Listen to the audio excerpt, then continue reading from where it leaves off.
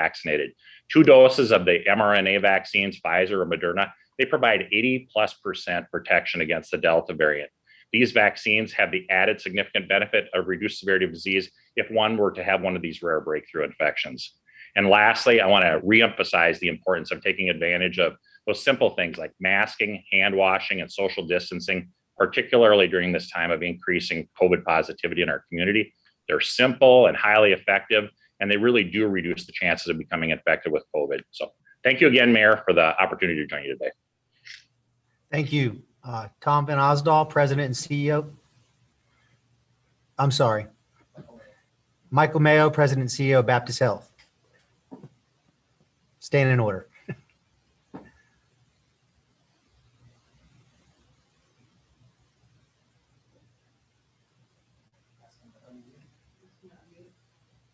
Can you unmute, Michael? I think you're muted.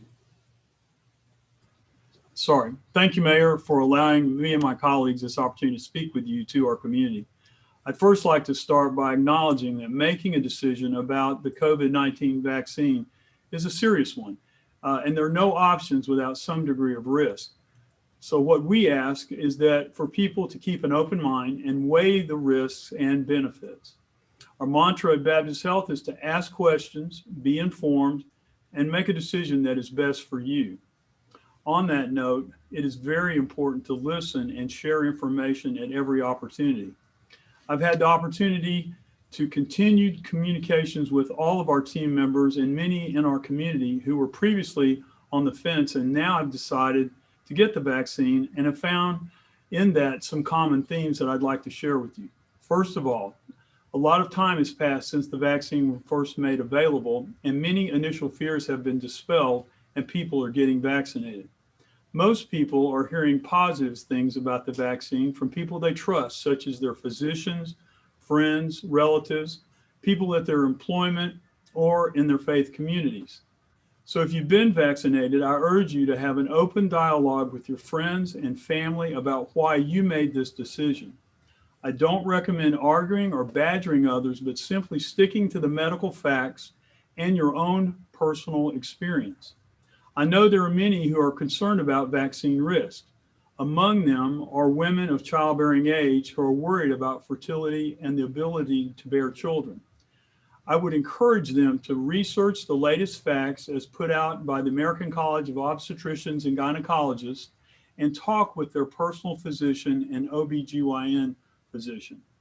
It's important to get the latest information from reputable sources. Today, I'm very fortunate to have my colleague, Dr. Timothy Gruver, Chief Medical Officer at Baptist Health, to provide some details about what we're seeing, especially the difference in the ages of patients we are seeing now versus what we saw in the earlier pandemic. Dr. Gruver? Thank you, Dr. Mayo.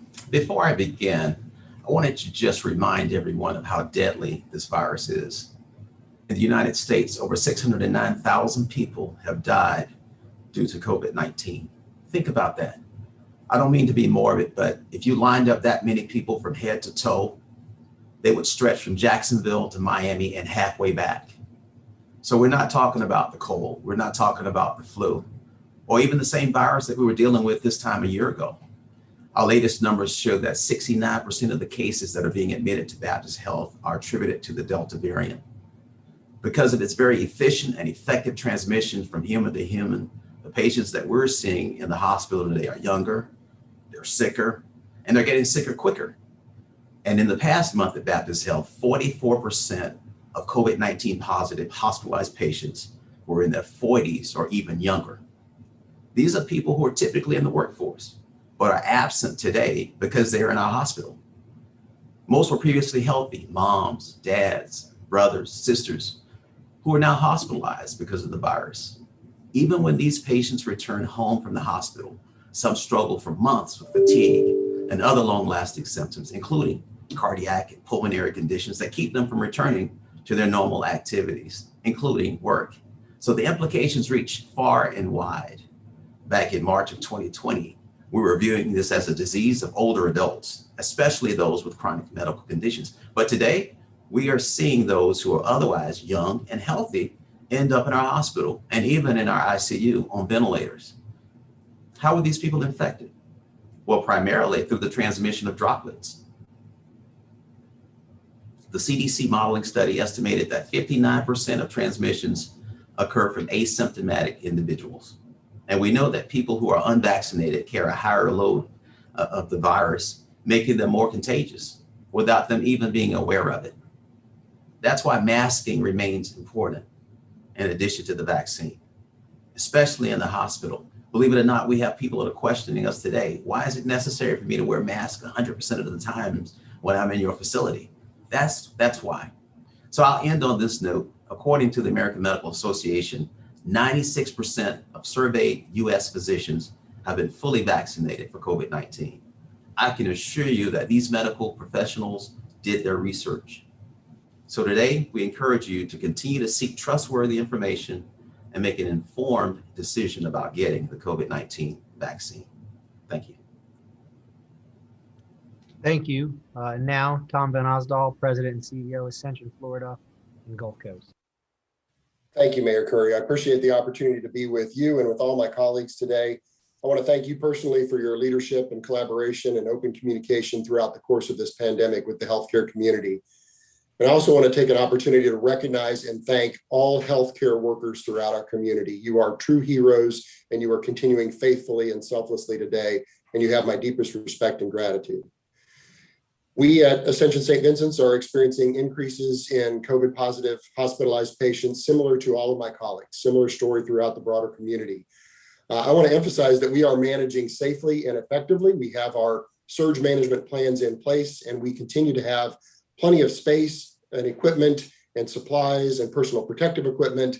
And we are continuing to ensure open access for patients for surgical procedures and for all other types of care that they need. Folks need timely access to care, and we want to make sure that we're here and able to provide it, whether you're seeking treatment for COVID or any other medical condition. We, like my colleagues, are continuing to see a largely unvaccinated population hospitalized within our campuses. Over 96% of the patients that we have hospitalized with us who are positive for COVID are not vaccinated. We similarly are seeing the median age of our population skewing younger.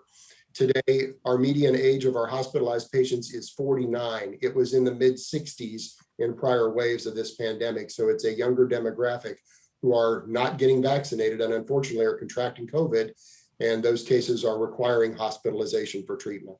So like my colleagues, I'll close with a plea and an encouragement that everyone get vaccinated as soon as you're able to do so. It is the way forward out of this pandemic. It is the way for all of us to get back to doing the things that we love to do. And in addition to vaccination, as has been mentioned, please continue masking, social distancing, and hand washing. Thank you. I appreciate the opportunity. Thank you. Doug Baer, President and CEO, Brooks Rehabilitation. Good afternoon. I'd like to recognize the unique collaboration that exists with the participants on today's call. You know, some of these hospitals compete fiercely with each other. We've all worked closely during this pandemic and sharing best practices and resources and ideas to combat this virus. You know, and our community really benefits from this coordination. And Mayor, I commend you as well for working with us and asking for our advice over this past year and a half and for bringing us together today. My organization, Brooks Rehabilitation, provides a rehabilitation system of care after the acute care hospital stay. And we're working hard to support the acute care hospitals and see their patients as they discharge. Rising COVID cases have put a strain on our facilities as well. And we, like the others, have seen an increase in COVID patients and exposures to our employees. And one aspect that shouldn't be overlooked is the stress on our employees at the hospitals after this long period of COVID fatigue and thinking that the pandemic was near the end. And it's now very disheartening for all of us to experience these spikes in cases in the hospitals, and especially knowing that they could be prevented by more people being vaccinated. So please get vaccinated if you have not been, and stay safe. Thank you. Thank you. We've got 3 more speakers. I just want to thank media for sticking with us through this press conference. We're getting close to conclusion and taking questions. We now have Captain David Barrows, Executive Officer, Naval Hospital, Jacksonville. Thank you, Mr. Mayor, and community members. We're really appreciative of being able to work with the hospitals in our local community, as well as the leaders of our military facilities throughout the area with the fighting of COVID. Here at the Naval Hospital, Jacksonville, our priority has been to protect our staff, as well as our active duty service members, their families, the retirees, and our civilian workforce as well. Part of our mission is to keep our fighting forces ready to fight tonight, and part of that is to fight the pandemic and make them as safe as possible with offering them vaccinations. We require masking at our facilities, and we encourage frequent hand washing as well as social distancing at our healthcare facilities, as we do know that, as one of our other colleagues pointed out, that this virus spreads rapidly by aerosol transmission. That being said, vaccination is the best way out of this at this time. Like many of the other facilities, we're seeing similar statistics. Although we can't comment on those directly due to our operational requirements, there is a very similar pattern here at Naval Hospital, Jacksonville. With regards to the vaccine, we were one of the first DoD facilities to offer the vaccine starting back in December, and have provided about 64,000 vaccines to our regional area, to our staff, family members, retirees, and DoD civilians. This is the vaccines are not they're not live viruses, so you can't get COVID from it. The vaccines are they don't interact with your DNA in any particular way, and they've had 5 times the number of patients looked at in terms of the studies typically for the standards. And with the Delta variant being over 200% more infective and 1,000 times the viral load of some of the other variants, it is definitely one force to be reckoned with, and the way to do that is by getting a vaccine. I took 2 tours in Iraq, and I used body armor for both of them because I didn't want to get hit by small arms fire and shrapnel. And I found, as an practicing anesthesiologist, also the best body armor that we offer our staff and our active duty service members is this vaccine. So I'm a firm believer in it, and I highly encourage everyone to get the vaccine if available. So go get the vaccine. Thank you, Mr. Mayor. Thank you. Dr. Sunil Joshi, President, Duval County Medical Society. Thank you, Mr. Mayor, and thank you for your leadership during this pandemic and for bringing us all together for this informative press conference. As a physician on the ground, I feel like it's important for us to clarify some of the misconceptions related to the vaccine. And I've got a couple of points I want to make here. One is, none of us have ever said that these vaccines, that the COVID-19 vaccines are 100% effective at preventing infection. What we have been suggesting is that these vaccines are indeed very, very effective at preventing severe illness and hospitalizations. In fact, the CDC released some data last week that yes, roughly about 5,500 fully vaccinated people in the United States have required hospitalization due to COVID-19. But this is out of 161.7 million people who have been vaccinated. So in other words, this gives you a chance of being hospitalized of 0.0003 if you have been fully vaccinated. That's a 1 in 29,000 chance that you would be hospitalized if you received both doses of the vaccine or the 1 dose of the Johnson & Johnson vaccine. So it's the risk of being hospitalized or having severe illness with the vaccines is significantly lower than that group that's unvaccinated. So I wanted to make sure we cleared up that misconception. You can certainly still be positive, but not to the extent where you need to require hospitalization. I also think there's some misleading information regarding the effectiveness of the vaccines against the Delta variant. You may have read reports of how the Pfizer and Moderna vaccines are approximately 64% effective at preventing infection from the Delta variant. And though this is true, those same vaccines are 94% effective at preventing severe illness and hospitalizations and death from the Delta variant. So I think it's very, very important to remember that this vaccine is 94% effective at preventing severe illness from that Delta variant that we hear about. Another misconception is that natural infection is better than getting the vaccine itself.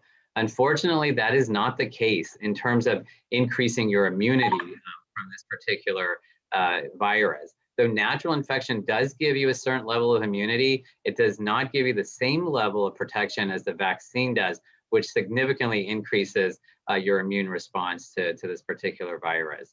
And finally, as Dr. Gruber had mentioned earlier, I know that many of you are struggling in deciding whether or not you or your loved ones should receive these vaccines.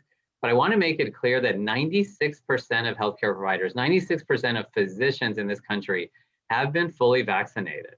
And as a parent of a 13-year-old boy and a 15-year-old girl, I think it's important for people to know that my children are fully vaccinated as well.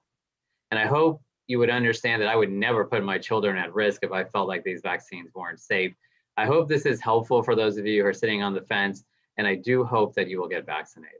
Thank you. Thank you.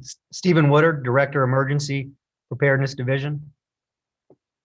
Thank you, Mayor Curry. We're usually talking with you from the Emergency Operations Center about hurricanes or storms, and those are things that we cannot prevent. Today, we're talking about COVID, which can be prevented. So please reduce your risk for COVID. We talk a lot about being Jax ready. Please get the vaccine. Thank you.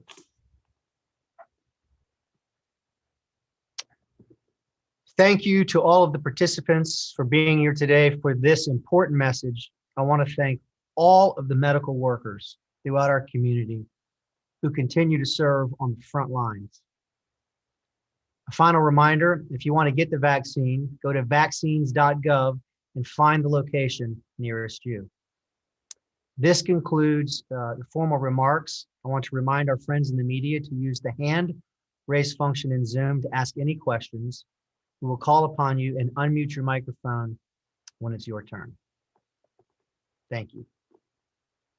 Scott Johnson, News for Jax. Mr. Mayor, do you hear me okay? I do. Two questions, first for you and the second for any doctor who's comfortable answering it. You had said that no more restrictions to our economy or personal freedoms. Is there any threshold where that could change? Secondly, I believe it was Dr. Thielen, speaking of Mayo Clinic, that they are en route to the highest hospitalization rate they've seen since their peak in January, when we essentially had no one vaccinated. Can they speak to why, when we're at roughly 50% vaccination, we're seeing hospitalizations approach those all-time high when we had no vaccinations? I don't know if it's Delta variant or not, but those are my two questions. Yeah, sure. To take my part of the question, when you go back to the uncertainty, late February, early March of last year, when virtually the entire world was in some form of stay-at-home orders, a spreading virus we knew very little about, hospitals filling up in Europe, and then we saw it happening in our own country, and people dying, and social distancing, stay-at-home orders, masking, and no vaccine. And that's all we knew to do at the time. Fast forward to where we are now, there is significant economic and health risk associated with shutting down our economy and locking people in their homes. We have a vaccine now that's effective. Hospitals are full and busy because of unvaccinated people. So the solution here is to get the vaccine. I can respond to the second question. Here in the current environment that we're experiencing, while we have a large percentage of our population that is vaccinated, there's a significant percentage that is not. With the Delta variant, as was mentioned by a number of my colleagues, it's highly contagious, high viral loads, easily spread. So it's much easier to spread amongst those who are not vaccinated. There's a small percentage where we're also seeing breakthrough cases. That's why we're contributing to a similar level of hospitalizations to what we had previously when there wasn't the Delta variant, which wasn't nearly as efficacious at spreading amongst individuals. And just before I take the next question, let me add on to the question about restrictions. I'm not imposing mandates, but people need to make their own decisions. If businesses choose to mask, that's a business decision that they make. And I would ask you, if a business chooses to do that, to respect that. People need to make personal decisions right now in the interest of their health, but the answer is get the vaccine. Courtney Cole, Action News. All right, there I am. I'm unmuted. Okay, so you were just speaking about not restricting freedoms. For all of the citizens of Jacksonville watching now, can you tell them at least 3 things that you are going to do to keep citizens safe if there are not going to be any restrictions put in place? And my second question is for all of the medical professionals here on this call. You have health. We know that you have changed your visitation policy in response to what we're seeing COVID-19 do here in our area. I wanted to know if any of the other hospitals here are going to be changing your visitation policy or canceling elective surgeries. We have, I believe, 800 people hospitalized right now in our city. And that's a heavy load with COVID, that is. And that's a heavy load on our doctors, our nurses, all of our healthcare workers. There's 1 million people in this city, though. And a number of those 1 million people have been vaccinated. So the answer to keeping people safe, to alleviating and mitigating the workload at our hospitals, is to get the vaccine. We shouldn't be shaming people. One of the other CEOs said this before. We shouldn't be arguing with people. Present the data and the facts to people that you know and care about that haven't been vaccinated, and share your story. Share the data with them, and let's just try to get people to go get the vaccine. Yeah, and I'll just add, yes, we've restricted our visitation policy down to 1 visitor per patient per day. That's a change, and that's obviously to try and continue to protect the patients that are in our facility as well as the staff. We are screening people more at the doors as well, and limiting sort of the entryways that people can enter. And we are looking at elective surgeries. Those that are requiring admissions, we are trying to reschedule, quite frankly, at this point in time. Those that are truly daytime schedules that people can go home, those we are keeping. But we have such a significant impact on our beds right now that those that we can reschedule, we are. And this is Captain Dave Barrows. Oh, sorry. Go ahead, Captain. So for our visitor policy, we have not changed it. We still have the 1 visitor per person for each patient, except for pediatric patients under 2 weeks of age, where we have both parents are allowed to come in as well. So we're in line with that. And as far as elective surgery goes, we're in line with the other facilities in terms of looking at the cases that would require inpatient stay post-surgery at this point. We look at this on a daily basis, whether we need to go further. At Ascension St. Vincent's, we're allowing 2 visitors per patient on our nursing units and 1 visitor per patient in our emergency departments. We believe it's important for folks to have family and loved ones with them during their care. And we are not canceling elective procedures. We monitor very closely and again are affecting our surge plans, but we're managing safely at present. Mr. Mayor and press, this is Michael Mayo. At Baptist Health, we have gone to 1 visitor in the adult setting and 2 for children. And we have restricted and rescheduled elective surgeries where there is need in certain of our facilities. But we monitor it on a daily basis and work with our physicians and monitor each day.